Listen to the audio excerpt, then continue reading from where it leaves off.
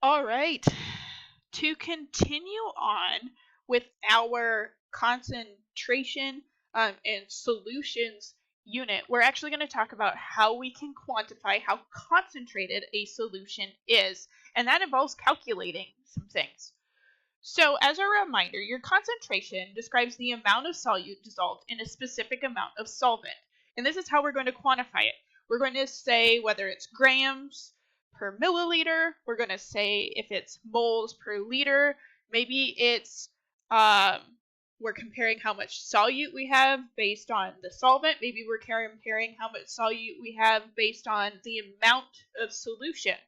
There are many ways to describe concentration. You should have this table in your notes, and there are multiple ways that we figure out concentration. The most popular one, and the one we're going to be using the most, is molarity. It's symbolized by a capital M, and its formula is moles of your solute, so that's what's getting dissolved, divided by the total liters of solution.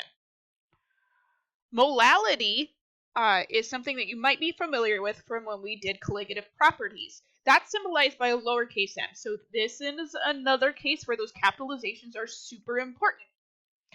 Molality is actually equal to the moles of solute. Okay, so it looks a lot like molarity, but we're going to divide it by kilograms of solvent.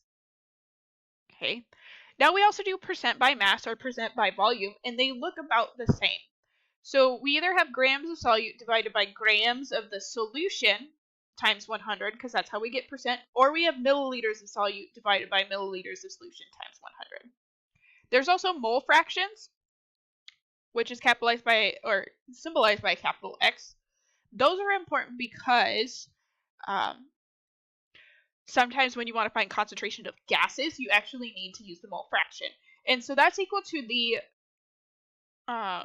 moles of your solute divided by the total moles in solution.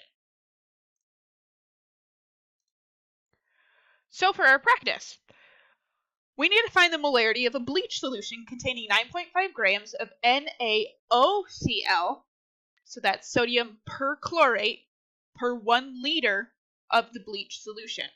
So our first step is we need to find the moles of our solute. Now as a reminder, we need molar mass. So we're going to take the mass from the periodic table of sodium plus oxygen plus chlorine. So that's about 23.5 plus 16 plus, I believe, 35. So we have 9.5 divided by 74.44 grams. That should give us our moles, which is going to be 12.76. To find the molarity, we're going to take those moles and we're going to divide it by 1 liter of bleach. That's easy because dividing by 1 should get you the same number. So we have 0.1276 molar perchlorate. You're going to label that with a capital M. Make sure you use that capital M for a label.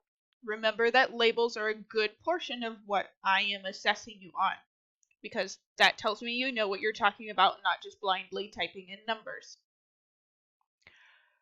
So this second question, we need to find the molality, okay, so with an L, of 0.5 grams of sodium chloride dissolved in 0.05 kilograms of water.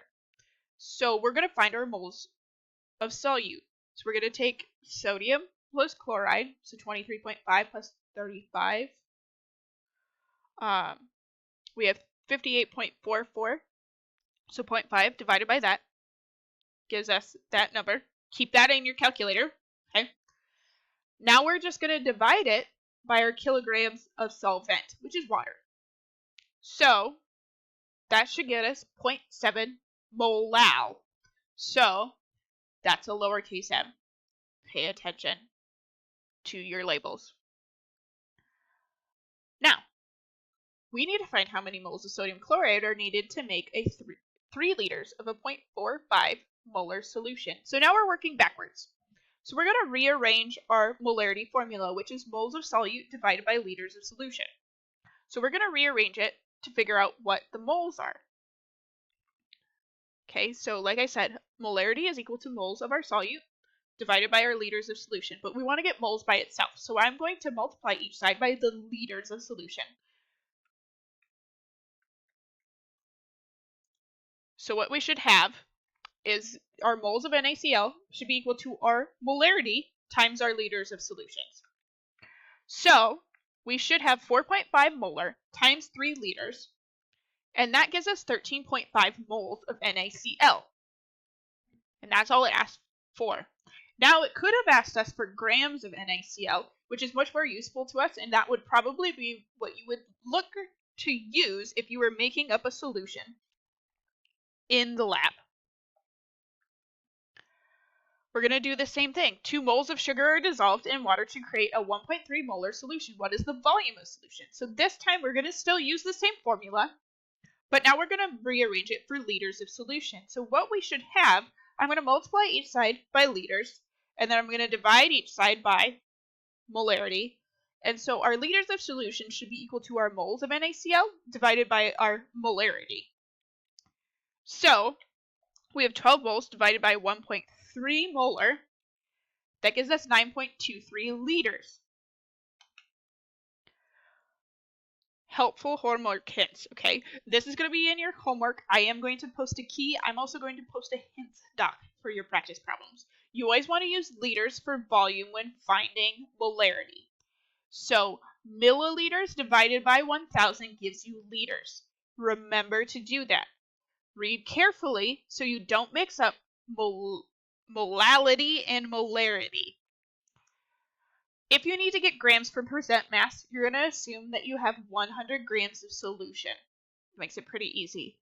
And then for milliliters from percent volume, you're just going to assume that you have 100 milliliters of solution. So if I say that you have a 90%